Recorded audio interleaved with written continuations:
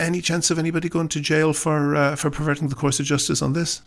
Well, I think, as you've said, we've had a series of tribunals. I think you could say that when it comes to accountability, the history of the state in this regard is very, very weak.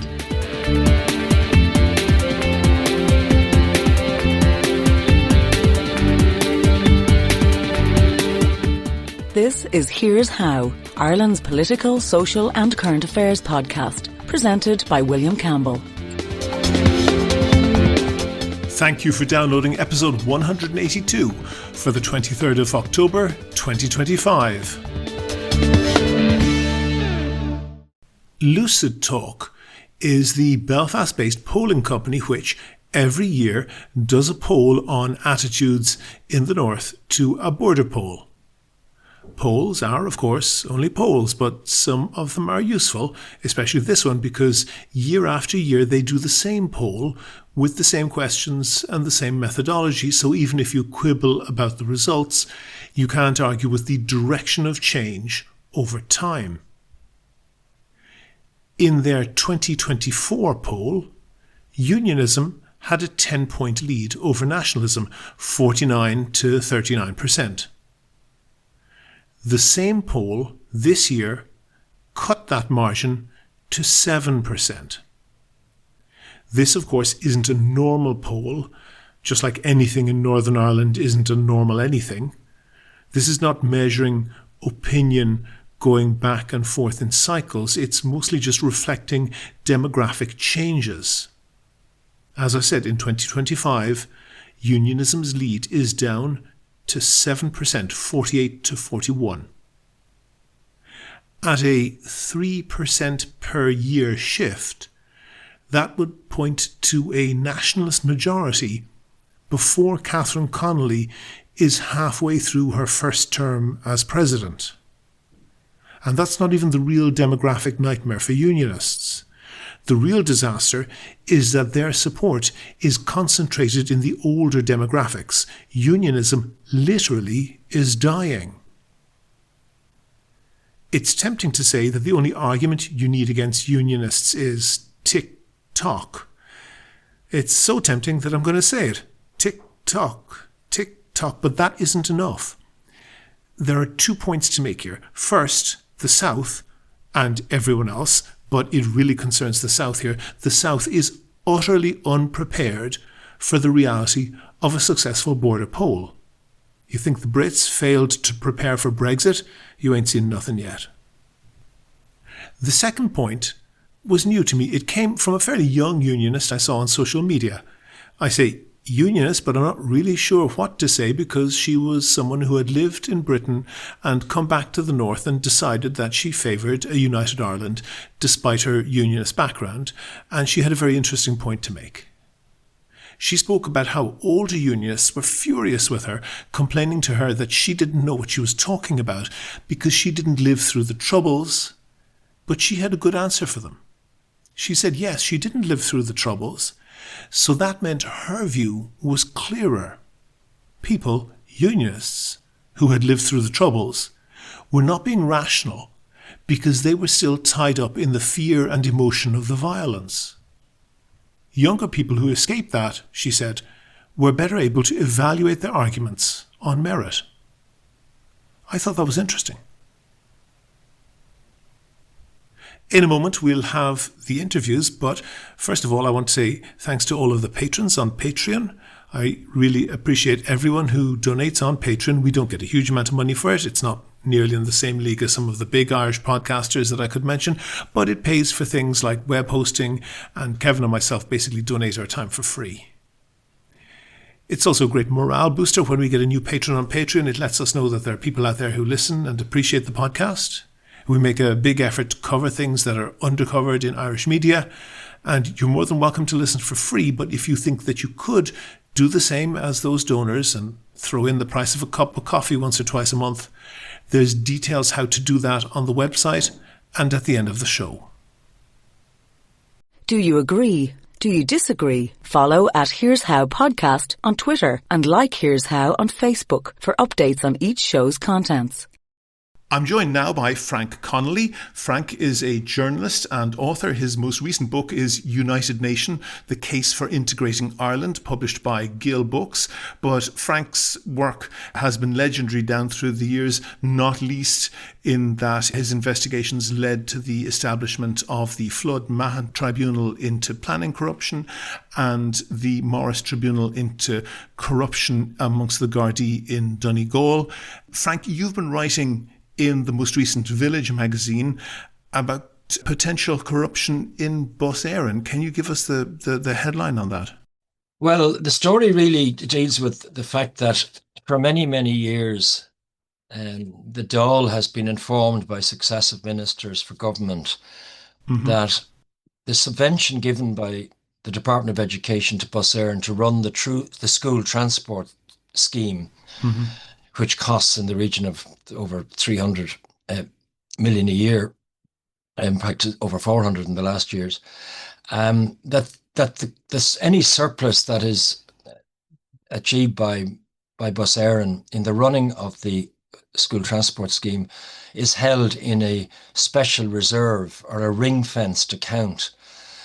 And this has been the assurance given over the years by ministers, because otherwise, if it wasn't done in that way, the company and indeed the state could be in breach of EU state aid rules, because the state aid rules determine that if the state is supporting a company, in this case a commercial semi-state company, and that it's not allowed to give it a commercial advantage over potential competitors. If I understand that correctly, the EU essentially says that the state can subsidise public transport, but it can't subsidise one particular company and favour that company. So they would have to offer that subsidy. That's why we get different bus companies now running different routes. They would have to offer that, and then potentially different companies can compete for providing the service and thereby compete by that subsidy. If they just throw a few $100 million at one company without any competition for that, that would be clearly illegal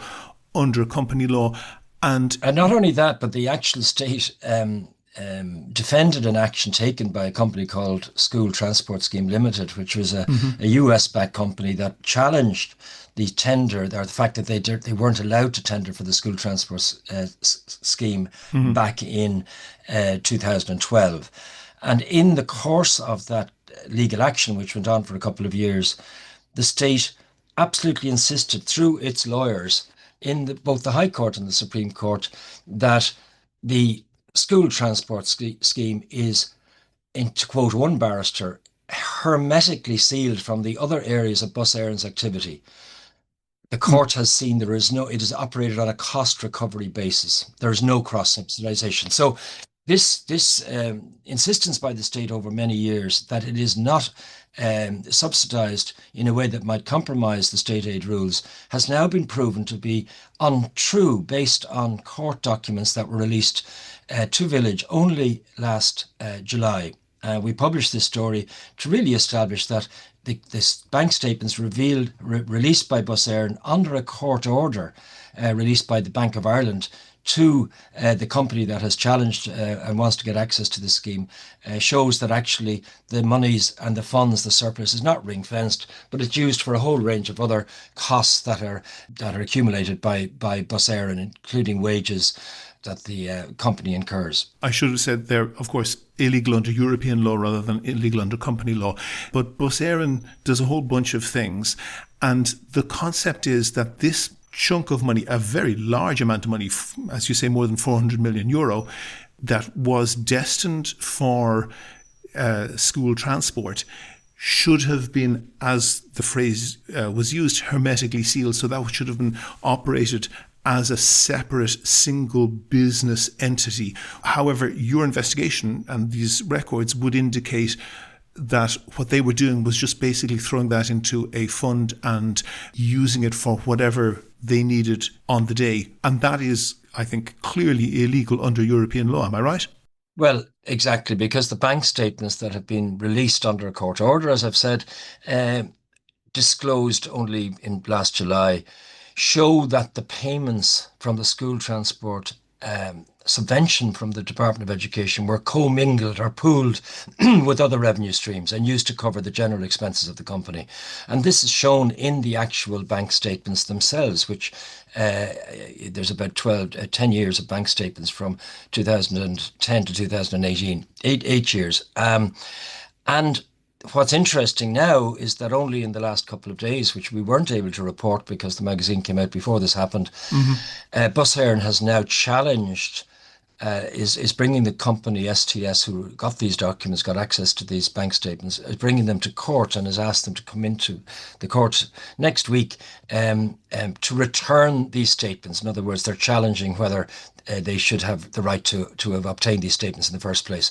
This is part of a wider legal action, which I won't go into, but the point is that the bank statements have now been published in Village magazine, and we have no problem publishing them, and there was nothing wrong in our publishing them. Bus Éireann aren't challenging the truth of them, are they? Absolutely not. If anything, it's basically giving an indication that they don't want these bank statements to be circulating in the public. But what's more important in this, William, is that for many, many years, ministers, including the most recent minister, most recent Minister for Education before the last election, Norma Foley, but going right back to Leo Varadkar when he was Minister for Transport, because Transport obviously are part of this in that they are responsible for the operation of the school transport scheme. And indeed, the Dáil Public Accounts Committee, successive ministers have denied that the funds are not ring-fenced, have insisted that they're held in a separate account. As Leo Varadkar said at one occasion, the scheme operates on a cost recovery basis and Bus Éireann does not make a profit on the scheme. This was in 2013. The Public Accounts Committee were told that that a report by the Controller and Auditor General, who questioned this whole operation and suggested in his report that the accounting of this scheme is not adequate, but also he suggested that there was no clear explanation by the department as to why the accumulated surplus is necessary and why it didn't negotiate the terms previously. So the Public Accounts Committee, the Supreme Court, the High Court and Leinster House, the Dáil itself, over many years has been told that these monies are ring-fenced, there's no surplus. And more importantly, I suppose in some ways, the European Commission was told the same thing back in 2014. Do we have any indication, Frank, whether this was the people in the Dáil knowingly giving false information, or whether they were supplied with false information by CIE or Bus Éireann, and then they passed that on in good faith? Well, we do report that. We do report that in the article, and we show how senior civil servants and senior officials at Bus Éireann discussed how they were going to respond to the requests by the Controller and Auditor General when he was trying to get information, and the civil servants in this case decided that they weren't obliged to disclose this. Firstly, the Controller and Auditor General doesn't have a remit over commercial semi-state bodies, so he could only ask questions. He couldn't enforce answers, so to speak. But they continued to insist that there was a non-committed reserve to be used solely for the purposes of the student transport scheme. The language changed, but they eventually conceded that there was a surplus, but they still continued to insist that this surplus was ring-fenced, and right up to literally 2024 in Dáil answers. So it is clear that there was some knowledge that this was dodgy behaviour outside of Bus Éireann. Well, all we can say is that the senior officials in the Department of Education, and we have the emails, copies of the emails that they exchanged with officials in Bus Éireann, basically decided that they weren't obliged to give detailed answers any further than insisting that the monies were ring-fenced. However, we now know from the accounts that this isn't the case.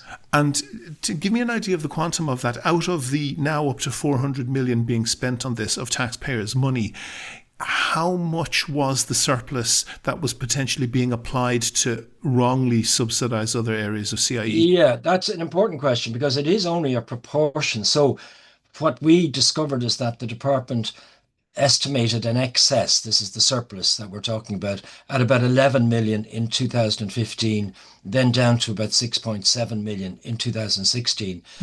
And they told, and this is where it gets also very interesting, some of the people who are asking questions about this are now government ministers, including the independent TDs Noel Grealish and Sean Kenny. And Sean Kenny, in fact, has responsibility for the school transport scheme.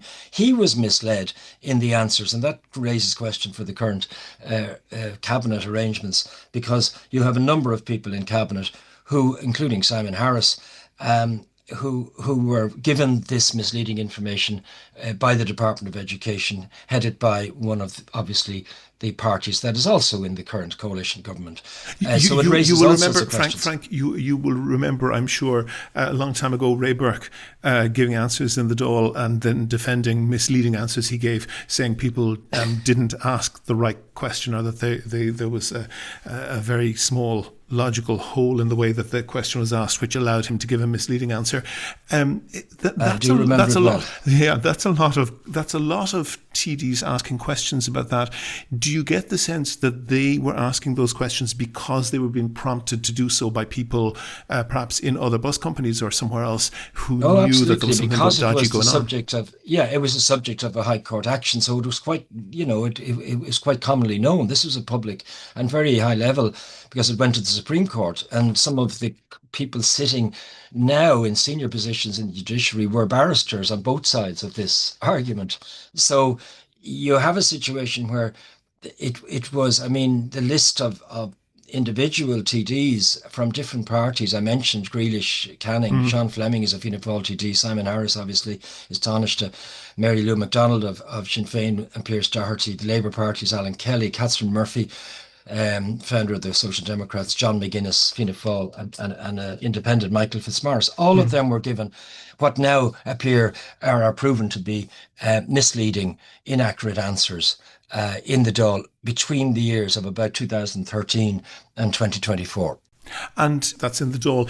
In the courts, for the people who are on the losing side of that court case, where the court was clearly misled, and whatever about the state of knowledge of the barristers in court, the client, CIE and Bus Éireann corporately, would have been fully aware that they were giving false evidence to the court. A, what are the consequences likely to be for them? And B, does their counterparty in that court case have any redress? Well, there's two immediate issues in that. An important question, because one, the legal costs of the earlier actions, High Court and Supreme Court actions, have yet to be adjudicated and decided by the legal costs adjudicator, and submissions have now been made to that body to take into account the recent disclosures from the bank statements. Secondly, as I said earlier on, Bus Éireann are now trying to get the bank statements returned and closed down from public discourse, I imagine. But thirdly, it opens up a serious problem with the EU Commission, because it undermines the assurances given by the government that there was no such surplus, and that any excess funds were ring-fenced over the years that the EU was questioning this issue. And of course, as I say, the Public Accounts Committee will now take an interest, because they were informed in 2017 before they issued when after the Public Accounts, this Controller and Auditor General issued what's called Special Report 98 on the issue. Public Accounts Committee can feel aggrieved because it was also misled in the hearings on the CNAG's report. In past decades, various people in our neighbour, which shares a common law jurisdiction with us in Britain, including former cabinet ministers, have gone to jail for perverting the course of justice. In some cases where they submitted evidence in court cases, such as libel cases, which turned out to be untrue, but in other cases where they just instructed lawyers and had not provided any evidence to the courts, and the case never went to court, but they instructed lawyers who then communicated with their adversary falsely. Any chance of anybody going to jail for perverting the course of justice on this? Well, I think, as you've said, we've had a series of tribunals into corruption and planning and in public life generally, and in relation to Garda corruption that you mentioned earlier on. And a small handful of people have served some time in jail, including Ray Burke that you mentioned for tax evasion. George Redmond, Liam Lawler for obstructing the High Court orders pertaining to the tribunal. But other than that, I think you could say that when it comes to accountability, the history of the state in this regard is very, very weak. There is an issue here because in recent times, the Attorney General, who has been repeatedly asked about this issue, he recently replied to STS Limited, the company that took the legal actions and is likely to take more on the foot of these bank statements. He was very critical of them and claimed that the Supreme Court had found that none of the allegations concerning the withholding of information in respect of the Bus Éireann accounts come within the provisions of recent criminal statutes. In other words, he's basically saying that you've lost in the Supreme Court, that there was no criminality found. And the company is now obviously going to go back and ask the Attorney General to reconsider his position, given what has emerged from the bank statements released in July.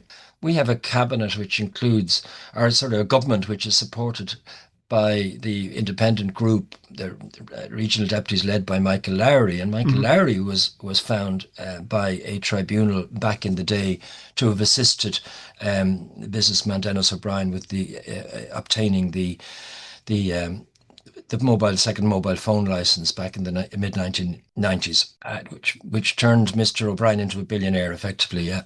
Frank Connolly, journalist extraordinaire. That full story is in the current issue of Village magazine.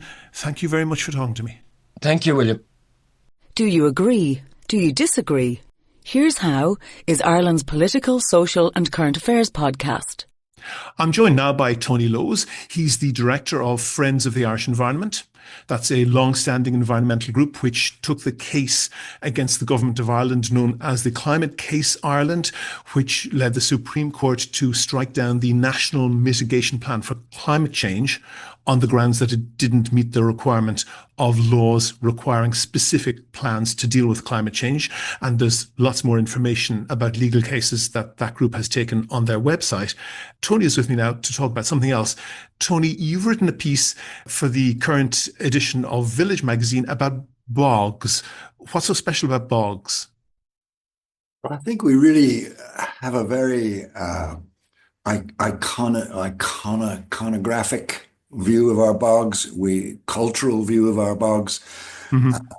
They form the basis of so much of our literature, so much of our culture, so much of our psyche, that the scientific issues that arise from their treatment have never really been understood.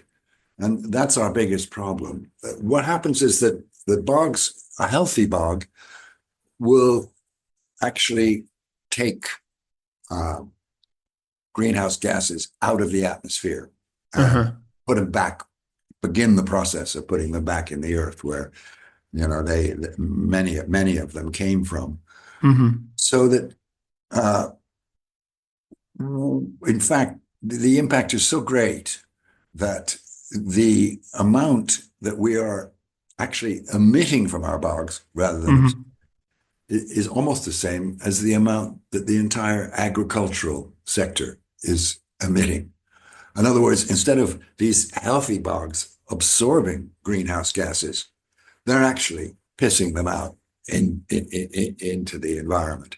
So is what you're saying there that the bog, if it was healthy, would be absorbing CO2 that currently is in the atmosphere, and it is currently doing the reverse? Exactly. It should be absorbing the CO2, the green lungs, they call them, or they've been compared to the Amazon forests. And in fact, there's far more carbon stored in our bogs than there are in the forests. Because my understanding, and this is very much a school child understanding, my understanding of the bogs was that they were essentially an incomplete version of the coal that became deposited in other countries, that it was carbon that had been absorbed millions of years ago but not quite so many millions of years, or not in exactly the same circumstances as caused it to be coal. So it was sort of like the same thing as coal, but not quite. But you're saying that not only is it possible for the bogs to absorb ancient carbon, they could actually be absorbing current carbon as well. Absolutely. The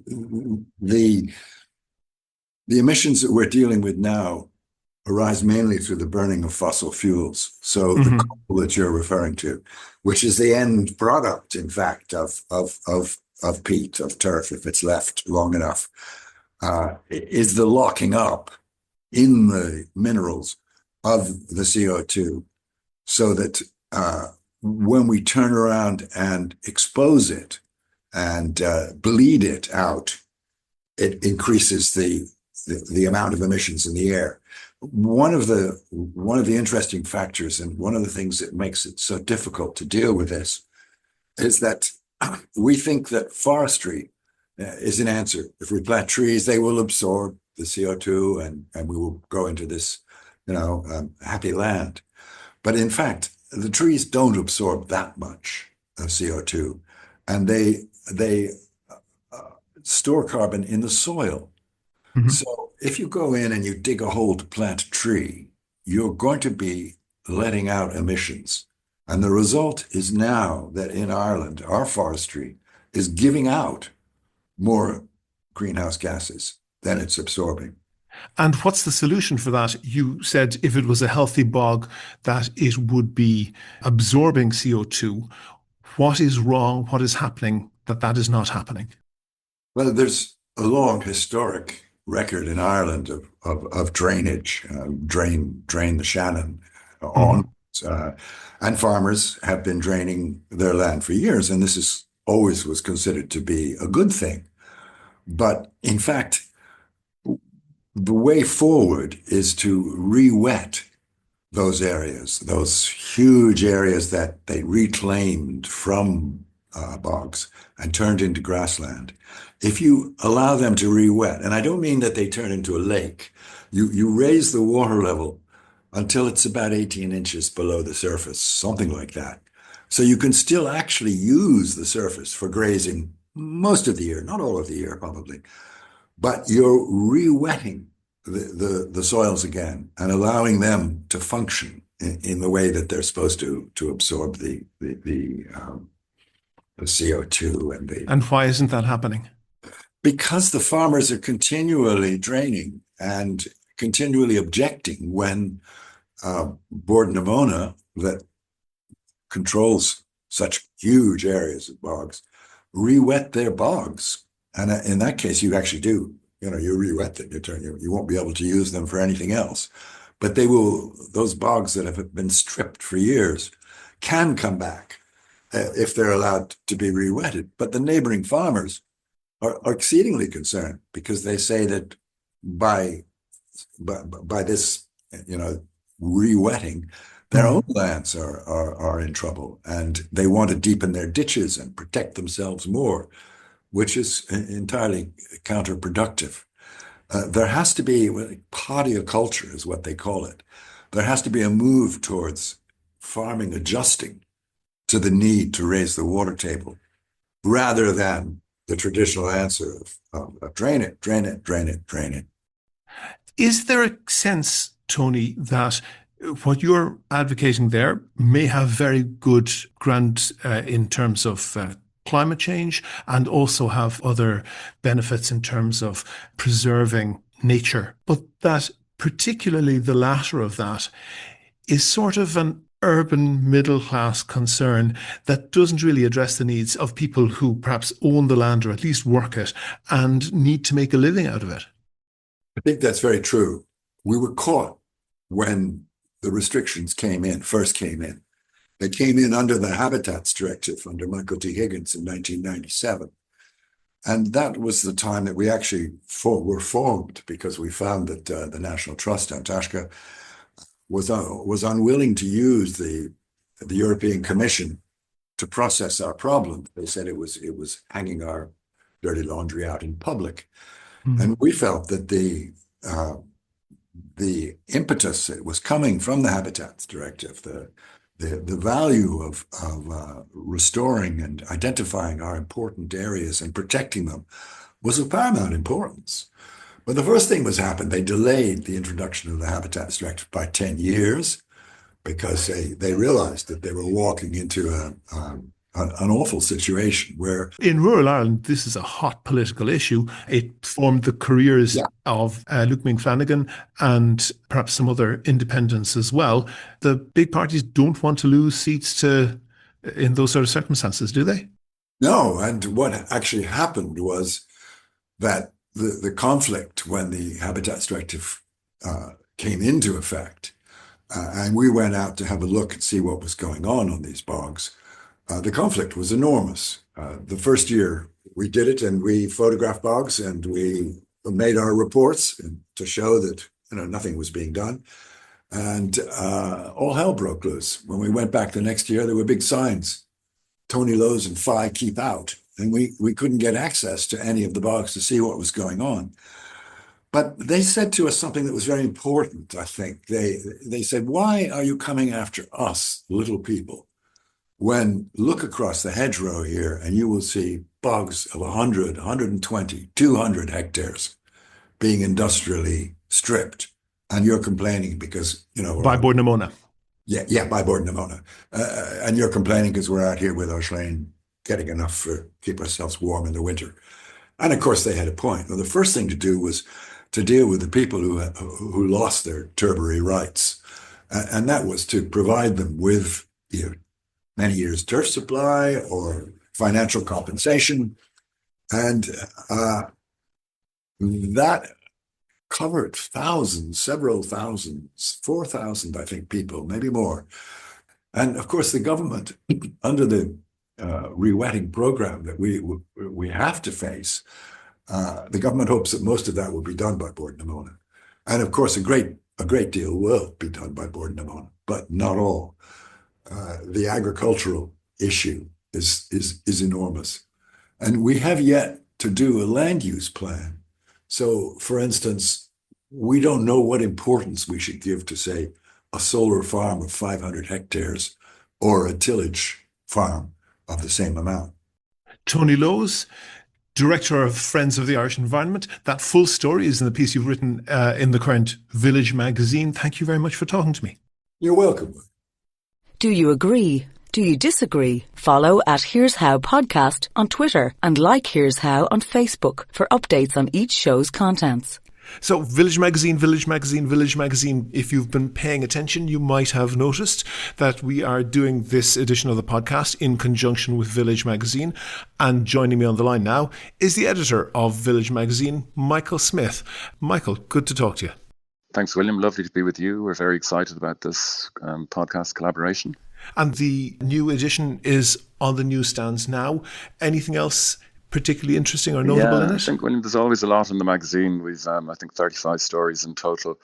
But the main stories, I suppose the cover stories are, I did an interview with the ascendant presidential candidate, Catherine Connolly, who I think it was more maybe penetrating interview than most of the anodyne stuff that's out there with her. And I pursued her a good bit on her background and on various controversies. And I suppose I found her warm and engaging, but also with a surprising steel underpinning the whole thing. But she certainly wasn't backing down on anything. If anything, she was doubling down, I suppose. So that was one of our lead stories. The other lead story was about the revenue taking on the GAA, and we're looking at the GAA finances and governance against the background where the president, Jarlath Burns, recognised that up to 35% of GAA operations historically have been what he described as inauditable, and we explore the consequences of that for the voluntary and amateur status of the GAA. You're not shying away from controversy. Yeah, that's controversial. It should be of interest to people across the country. I suppose Conor McGregor is also of interest to a lot of people, Ireland's most famous man. And we have a feature highlighting how, ironically, bearing in mind his worldview, he is employing student immigrants for more hours than the immigration authorities legally allow. at his Black Forge Inn pub in Crumlin. A lot of other stories. We've an article by Eamon Ryan. We've an article by the economist Colm McCarthy. David Burke is looking at the Haughey Fitzgerald book recently published by Owen O'Malley. We've a feature on rejuvenation of the North Inner City. We've a piece about how there's a complaint into the British Press Standards body about The Spectator, which alleged that Ireland and its government were anti-Semitic. And we have a piece about how Michael Healy-Rae continues as director of a number of companies in breach of ethics legislation because he was supposed to give up those paid directorships when he became a minister. And we have a mean feature on the late Paul Durcan by Kevin Kiley, which we've titled Reading in the Dark. And our idiot of the month, which we feature every edition, I'm afraid, is Maria Steen, who I don't think in anybody's terms is really an idiot, but we just make the case that as somebody who's not noted for her liberalism, that it was probably a bit naive for her to think that she could rely on a nomination by Michael McDowell, who is notably a liberal. So she's village idiot for October and November. But I'd emphasize the magazine is overflowing with hot newsy stories, and of course there's sections on environment and culture and media, as well as our international section. Before I let you run away with too much of an advertisement on that, Michael, I'll say that is on the newsstands now. Thank you very much for that preview, and look forward to talking to you again. Great pleasure, William. I look forward to talking to you soon. Go to the website for sources and references from the show. And while you're there, you can like the show on Facebook, follow the show on Twitter at Here's How Podcast, even on X, and follow Village Magazine at Village Mag IRE, and get in touch if you want to suggest a guest or a topic for a future show. Also, thanks again to all of the patrons on Patreon. It covers the costs of keeping the podcast going, and if you could throw in a couple of euro once or twice a month, please do go and sign up at patreon.com/here'show. That link is on the website. Also there you can find out how to subscribe to the podcast for free on your computer, on your phone, or by email. All that information is at www.here'show.ie. The Here's How podcast is produced and presented by me, William Campbell. The co-producer is Kevin Wolf. Thank you for listening.